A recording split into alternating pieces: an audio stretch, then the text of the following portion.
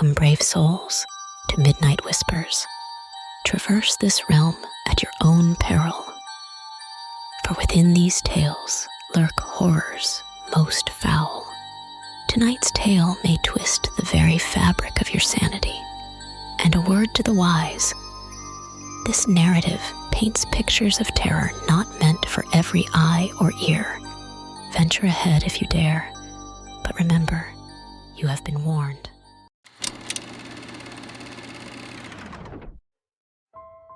My sister Grace got engaged last summer. Her fiancé Derek took her to Portugal. He whisked her away to a lonely beach in the Algarve. He asked her to look at the sea, and whilst distracted, he slipped down onto one knee and pulled out a giant diamond ring. She said yes and phoned us immediately after. She was so happy. Dad likes to joke that her left hand trails across the ground when she walks, as the diamond is so heavy. They returned with perfect tans and smiles so wide, their faces were distorted and strained. Their glee was so overwhelming that it was hard to be around them. She was always the golden child. So it was to be expected that my parents gave her a fat wad of cash to pay for an elaborate wedding. I wasn't jealous exactly. I'm not a very showy person, unlike Grace. But I can't recall my parents offering me any money when me and my longtime partner filed for a civil partnership. I suppose it's easier to brag to all your church friends when there's one bride instead of two. It was a cold, wintry morning when Grace asked me to be her maid of honor. I was her older and only sister, so I had expected to receive the honor. I accepted, but before long I regretted it. "You'll have to wear a dress, Sam," Grace began. I scoffed, thinking she was joking at first. You know I don't like wearing dresses. I didn't even wear one at my own wedding. I sighed. "You didn't have a wedding. You had a civil partnership." Grace narrowed her eyes.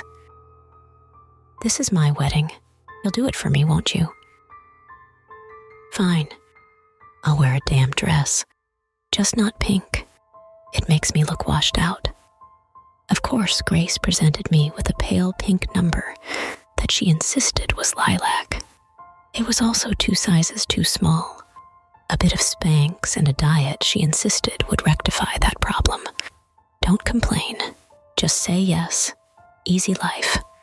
A tired old mantra that had emerged from a childhood with Grace. "She's turning into a proper bridezilla," my partner Jess said to me one day. "It's Grace. This is what she's like." Good luck to Derek. I don't envy him. I got the chilled out one. Jess winked at me. Derek was an all right sort of fella. He was what I call a yes man, a rare breed of man perfect for women like Grace. They do what they're told. They're silent when not spoken to. And they like being tied up to bedposts and being spanked. She'll calm down when everything is sorted. My mom whispered to Derek as Grace flew off the handle at the florist on the phone, whom had just informed her that blue roses wouldn't be possible on her budget. And I need them to be blue as my bridesmaids' dresses are pink. This is awful. Fuck you, fuck you, fuck you. Grace slammed down the phone with such force that it shattered into 100 little pieces. "I think it's time to call the exorcist," I whispered to Dad, as I watched my mum dutifully sweep up the little circuit pieces and shards of plastic. Grace was hyperventilating with fury as Derek sat, almost paralyzed to his seat. He had the look of a man who had just found a shit in his freshly valeted car. Poor guy. It didn't get better. In fact, it kept getting worse. Derek mucked up when hiring his kilt, and it had come in the wrong tartan. Grace flew off the handle at him and came to stay with me and Jess for a few nights.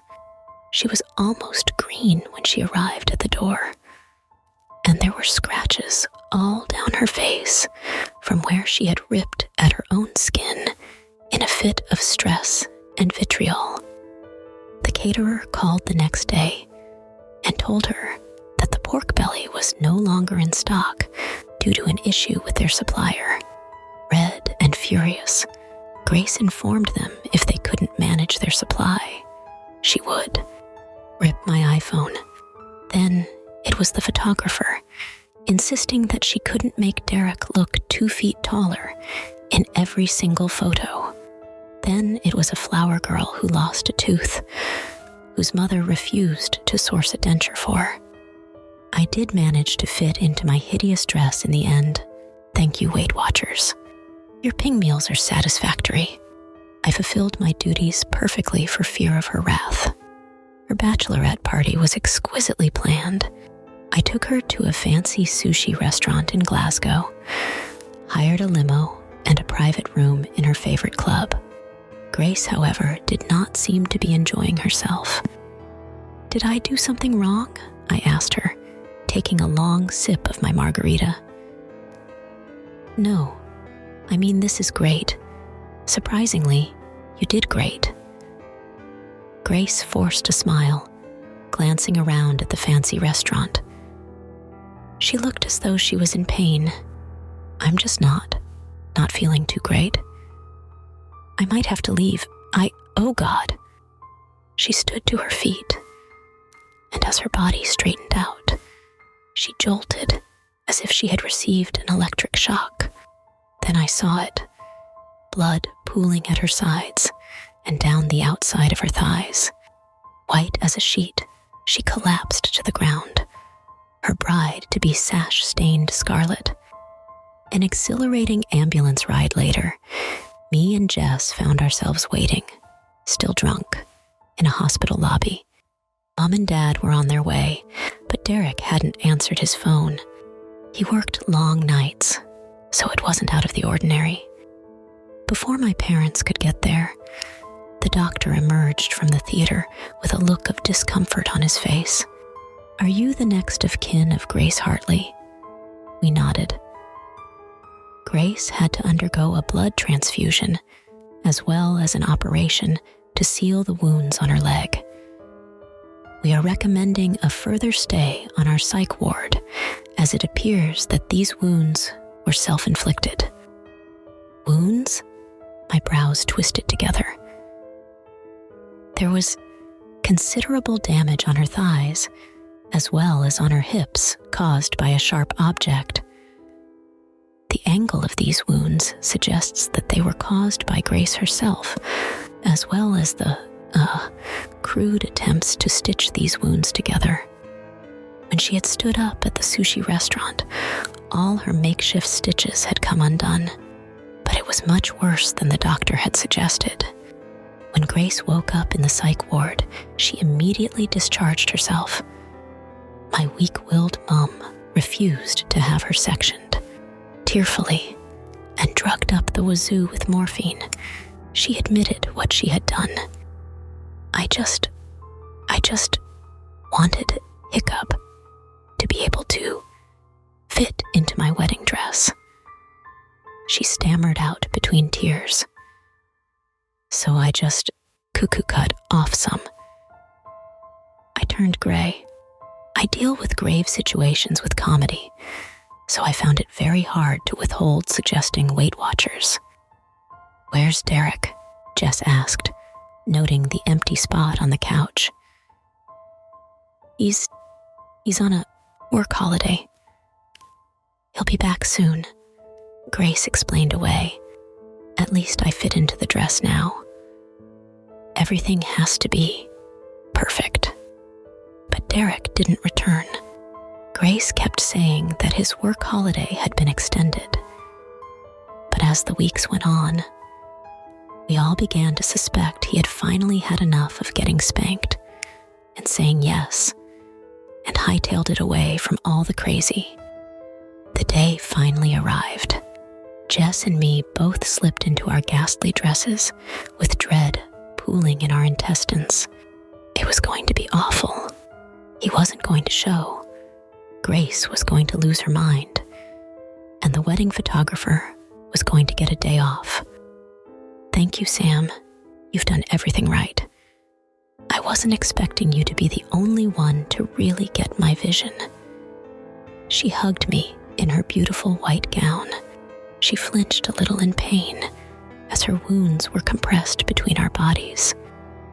Let the circus commence, Jess whispered to me as we were filed into black cars brimming with flowers. When we arrived at the church, it was as I expected. Derek was a no-show. Dad was holding on to Grace. Jess was pink in the face and grave. Wanting to spare her from the embarrassment, I prepared myself to walk in and tell all the guests that it had all been canceled. No, this is my wedding. I'm getting married. I want it to be perfect, Grace said defiantly. And before anyone could stop her, she pulled herself and Dad through the large wooden doors. Confused, me and Jess followed after her. The band didn't play the music at first, and the guests all looked grave and perplexed. I angrily gestured at the band to play, and the newly disturbing wedding march filled my ears. Dad walked her to the end of the aisle. The groom isn't, the minister said shakily. I'm getting married. Play your part, Grace hissed at him. She read her vows to an empty space. Everyone was stunned into silence. Derek's parents were there, which surprised me. Surely he had informed all his guests that he wasn't going through with it. I pushed it out of mind. Most of the guests didn't make it to the reception, but a few stayed. I suppose it was like a car crash. Some people couldn't stand to look, and others couldn't look away. My parents hadn't got their wedding to brag about. I must admit it felt nice not to be disappointed anymore. Grace did all the things a bride should. She danced, socialized, and drank heavily. She cut the cake and posed for photos. Food came, and it was great. The pork belly was exceptionally moist, and so succulent, it melted in your mouth. I had about 5 portions worth. Jess left hers. She said it tasted too gamey. Her loss. Are you all right? I asked Grace as the night winded to a close. She looked dark for a moment, but a smile soon touched her lips. It was perfect, she smiled. Even though Derek wasn't here? I asked. Oh, I think he was. At least, some of him was. She smiled and left me, returning to the dance floor, her beautiful white dress chasing after her. I still don't know what she meant. I'm just happy the whole thing is over. That was until yesterday, when I received a rather excited text from Grace. I'm pregnant. Due October. You're going to be an auntie! And so, another tale from the depths of night concludes. But remember, dear listeners, in the realm of midnight whispers, the echoes of our stories never truly fade. If tonight's tale left you hungering for more, explore our anthology of horrors. For those brave enough, delve into our previous stories and discover what lurks in the shadows. Before you venture back into the safety of daylight, remember to like this video if it sent shivers down your spine. Subscribe and ring the bell so the whispers of the midnight hour always find their way to you. And should you dare, leave your thoughts and feelings in the comments below. We revel in knowing which parts of our tales resonate with your darkest curiosities. Until next time, keep listening to the whispers, for they have many tales to tell.